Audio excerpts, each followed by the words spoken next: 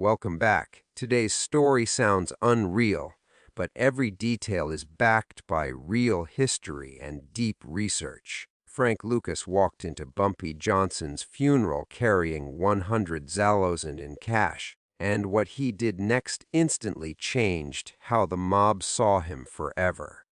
Before we get into it, tell me in the comments where you're watching from. I love seeing how global this community is, and make sure you subscribe because stories like this take serious time, cross-checking, and digging through true historical data to get right. Let's break down the moment that shocked Harlem and silenced the mob. Bumpy Johnson wasn't just a Harlem gangster. He was the undisputed power broker of black organized crime in New York for decades. Born Ellsworth Raymond Johnson, he earned the nickname Bumpy because of a noticeable bump on his head, but nothing about his reputation was small. From the 1930s through the 1960s, Bumpy controlled gambling, numbers rackets, and protection operations throughout Harlem, all while maintaining a rare and strategic alliance with the Italian Mafia, most notably Lucky Luciano. What made Bumpy different was his dual identity. To law enforcement and rival criminals, he was ruthless, calculated, and fearless. But to many people in Harlem, he was seen as a protector, someone who funded education, paid rent for struggling families, and made sure the neighborhood benefited from the money flowing through it. This balance of fear and loyalty is what kept him in power for so long. Bumpy also valued intelligence and discipline over chaos. He despised unnecessary violence and respected men who showed patience, loyalty, and vision. That's why Frank Lucas mattered to him. Lucas wasn't just an employee. He was a trusted driver, bodyguard, and student, learning how real power worked by watching Bumpy up close. When Bumpy died in 1968, it didn't just mark the end of a man. It created a massive power vacuum in Harlem. And everyone in the underworld knew that whoever filled that space would need more than muscle. They'd need money, respect, and the nerve to claim it publicly. Before Frank Lucas became a headline name in the underworld, he was largely invisible by design. To most people, he was just Bumpy Johnson's quiet, sharply dressed driver, always nearby, rarely speaking, and never drawing attention to himself. But that low profile was exactly what made him dangerous. Lucas was watching everything: how deals were made, how disputes were settled, and how power was displayed without words. Born in North Carolina and shaped by poverty, racism, and violence, Frank Lucas arrived in Harlem hungry, not just for money, but for control. Under Bumpy's wing, he learned that true authority wasn't about noise or flash. It was about presence, preparation, and patience. While other men chased short-term wins, Lucas studied supply lines, alliances, and weaknesses. He understood that Harlem's economy, legal and illegal, ran on perception as much as force.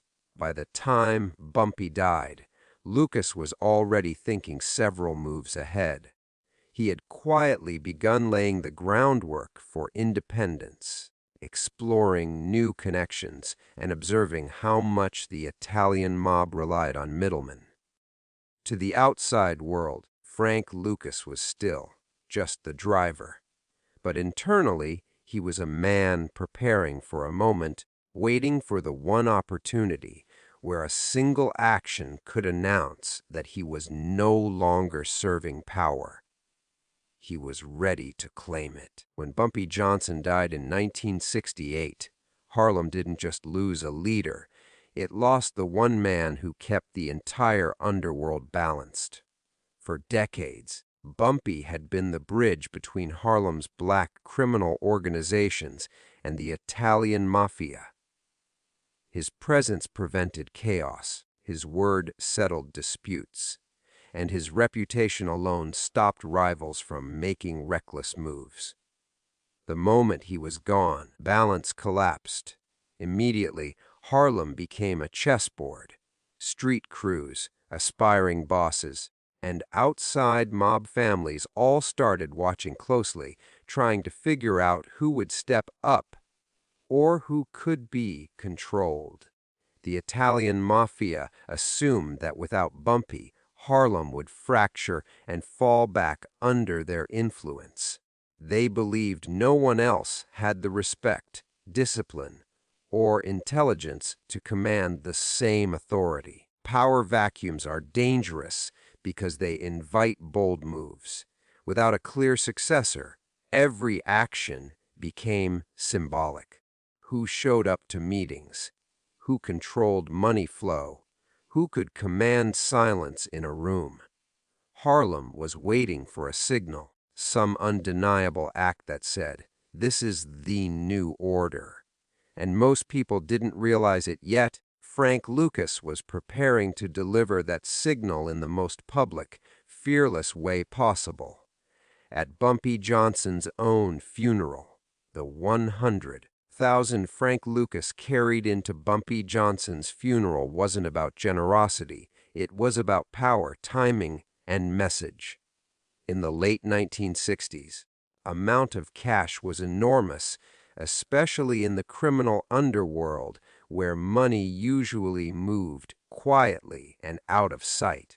Showing up publicly with that much cash was unheard of, and everyone there immediately understood that it wasn't accidental.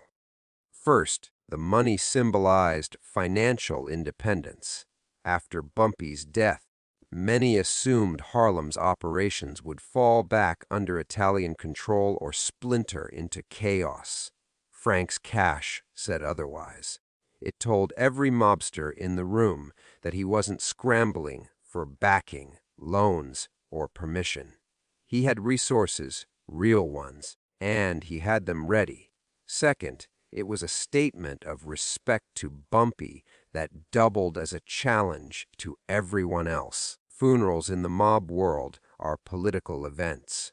Who pays, who organizes, and who contributes sends clear signals about hierarchy. By bringing 100,000, Frank positioned himself not as a mourner, but as a man capable of closing out an era and financing whatever came next. Third, the cash represented confidence without words. Frank didn't make speeches or threats. He didn't announce intentions. He let the money speak. In that world, silence backed by cash was louder than any declaration. Mob leaders understood that kind of confidence only comes from someone who knows exactly where their power comes from. Fourth, the amount itself suggested something deeper, a larger operation behind the scenes. Experienced mobsters knew no one casually carried that kind of money unless they had access to a much bigger pipeline. It raised unspoken questions. Where did he get it? How much more does he have? And how fast can he move it? Fifth, the public nature of the gesture mattered. Frank could have sent money privately. Instead, he made sure it was seen. Visibility forced everyone present to acknowledge him.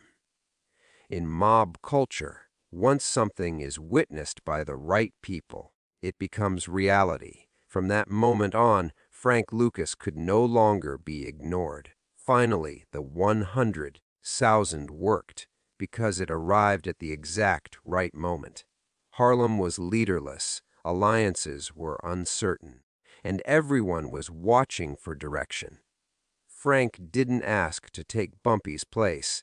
He showed that he already had the means to operate at that level. And in the underworld, when money, timing, and nerve align like that, respect isn't debated, it's accepted. In the mob world, funerals are never just about mourning the dead, are public power meetings disguised as grief. Every detail is watched: who attends, who sits where, who speaks, and most importantly, who pays.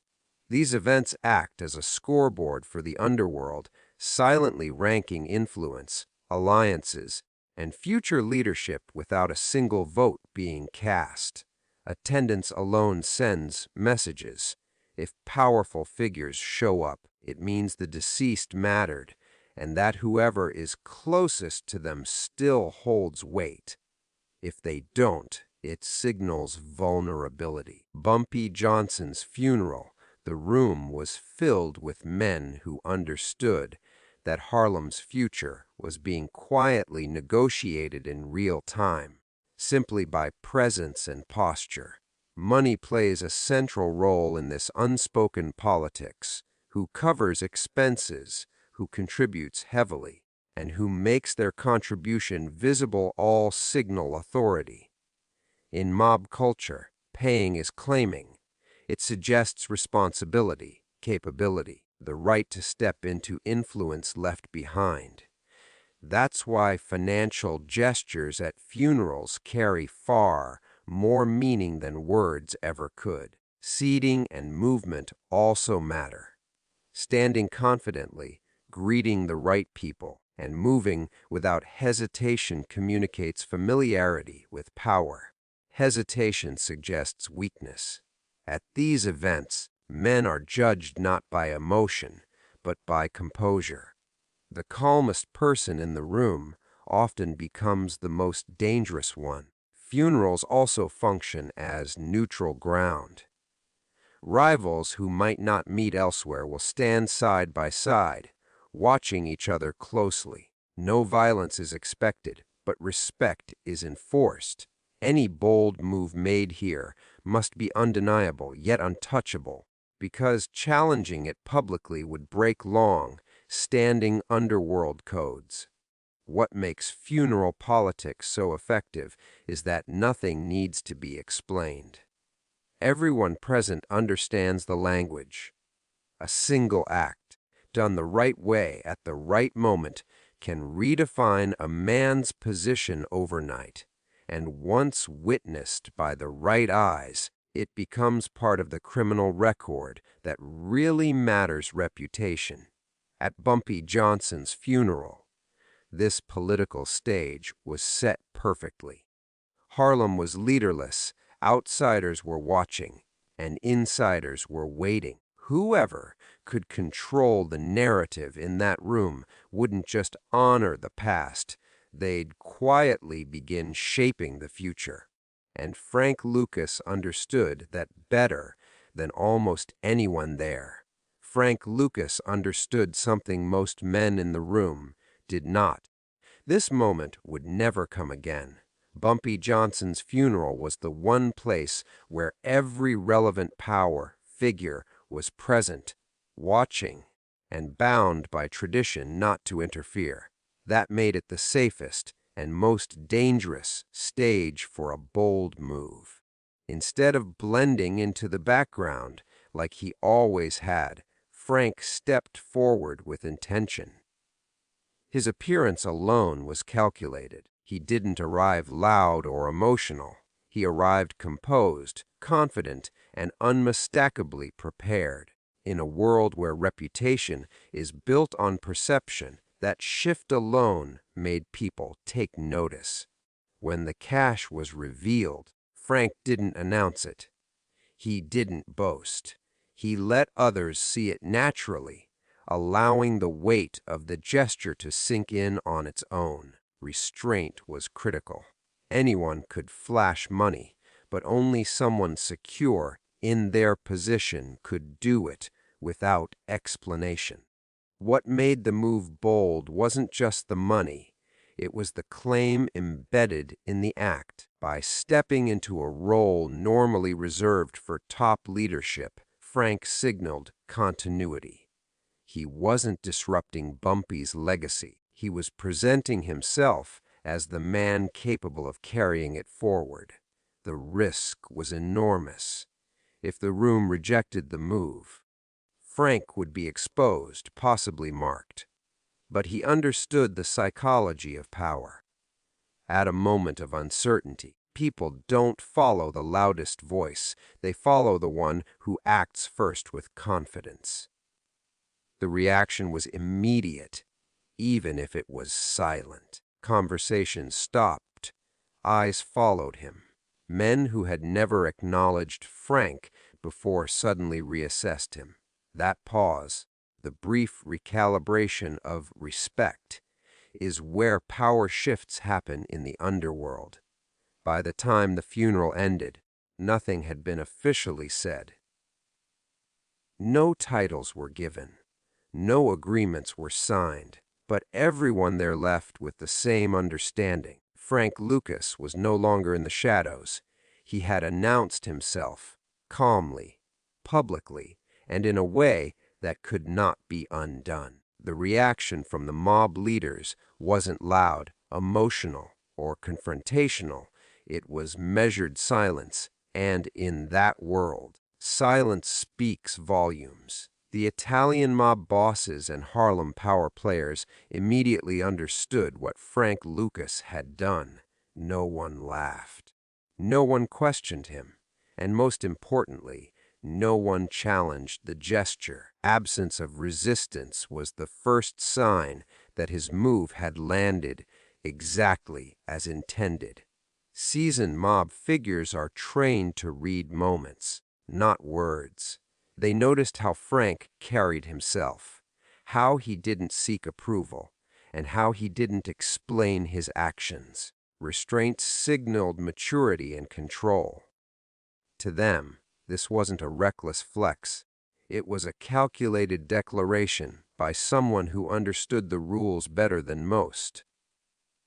Some leaders were surprised. Frank Lucas had always been underestimated, seen as loyal but secondary. This moment forced a reassessment.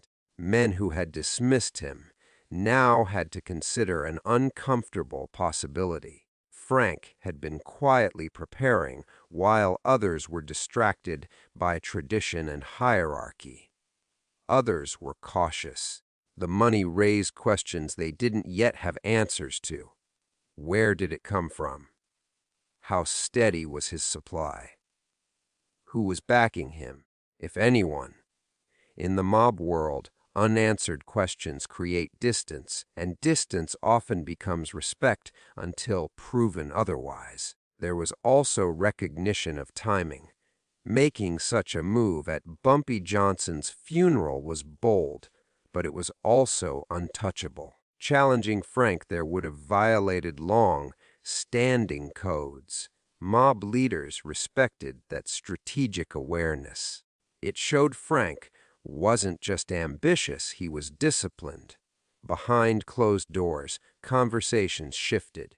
Frank Lucas's name started coming up in serious discussions, not as an assistant or associate, but as a potential force.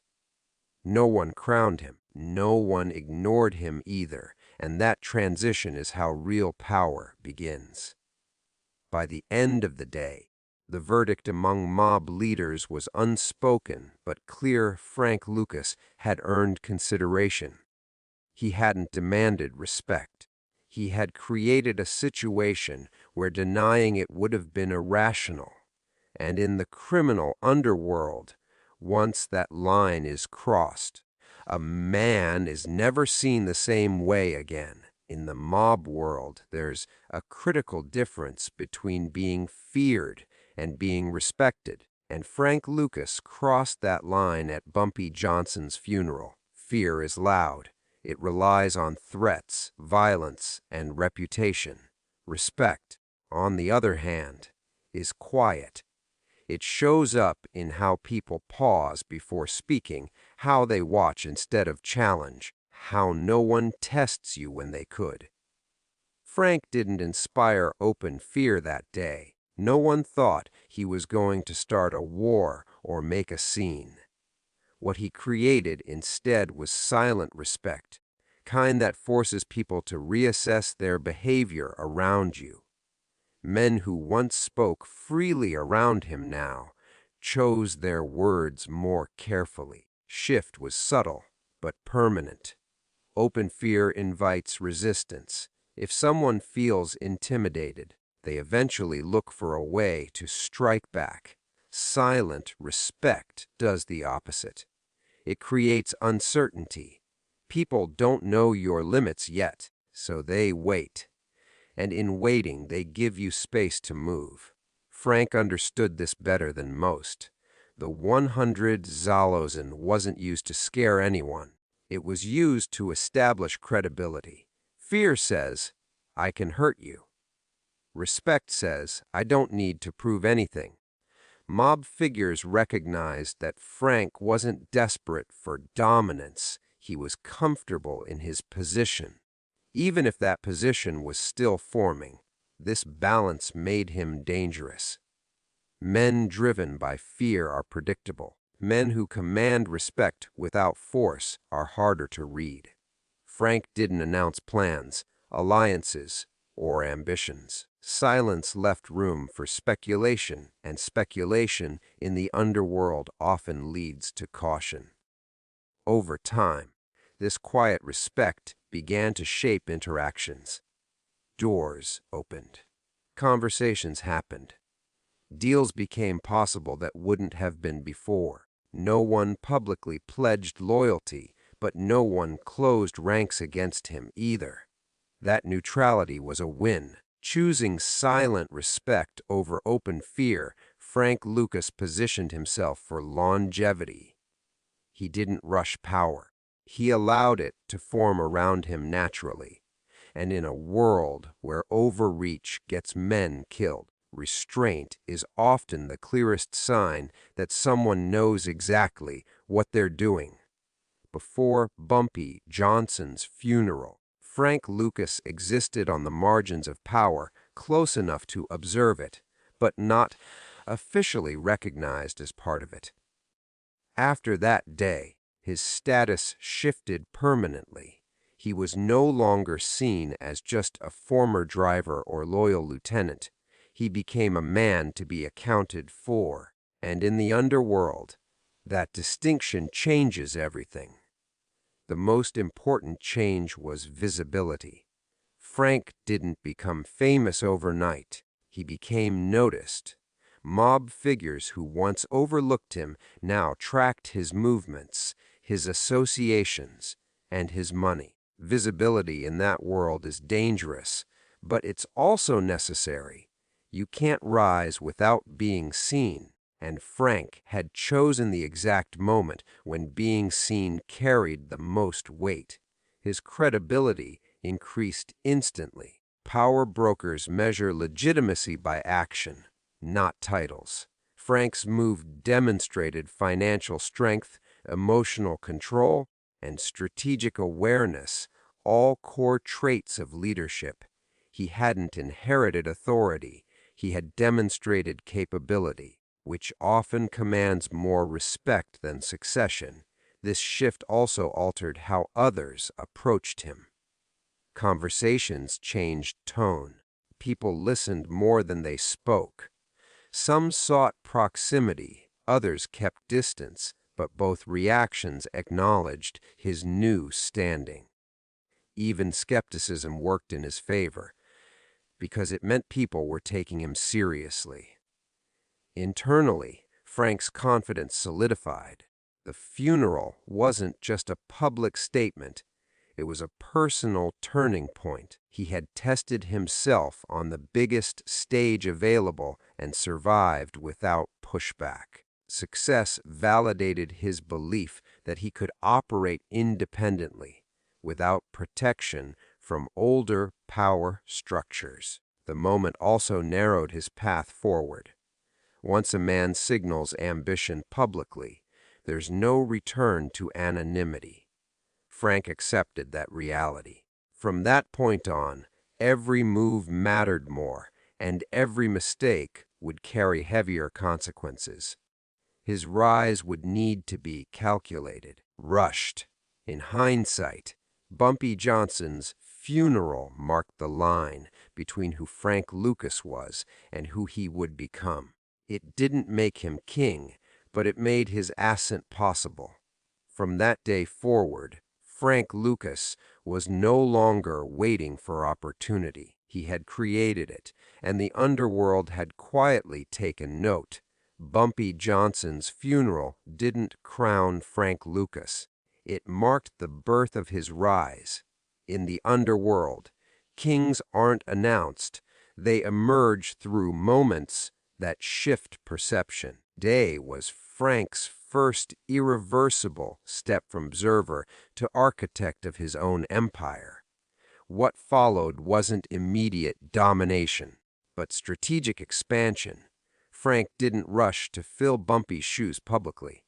Instead, he moved quietly, using the respect he had earned to operate with less interference. Doors that were once closed became accessible because he demanded entry, but because people allowed it. The funeral moment gave Frank something priceless: time. Time to build supply lines, secure alliances, and remove dependence on traditional mob structures. While others underestimated the pace of his growth, Frank focused on control rather than appearance, knowing that real power compounds silently. This was also the beginning of his separation from the Italian Mafia's grip. Frank had seen their limitations and reliance on middlemen. With new confidence and credibility, he began imagining an operation that answered to no one, an idea that would soon redefine the heroin trade in America. Psychologically, the shift was complete. Frank no longer saw himself as someone filling a gap left by Bumpy. He saw himself as something different, a new kind of power, operating by old rules, but with new ambition. That mindset would shape every major decision he made afterward. Others sensed it too. Even without violence or open declarations, Frank's presence started carrying weight. Moves were measured around him. Mistakes were avoided. That gravitational pull is how kings form, not through fear, but inevitability. In retrospect, history traces Frank Lucas's rise to many moments, but this one stands apart. At a funeral meant to honor the past, Frank quietly positioned himself as the future, and from that point forward, the underworld didn't just watch him, they prepared for him.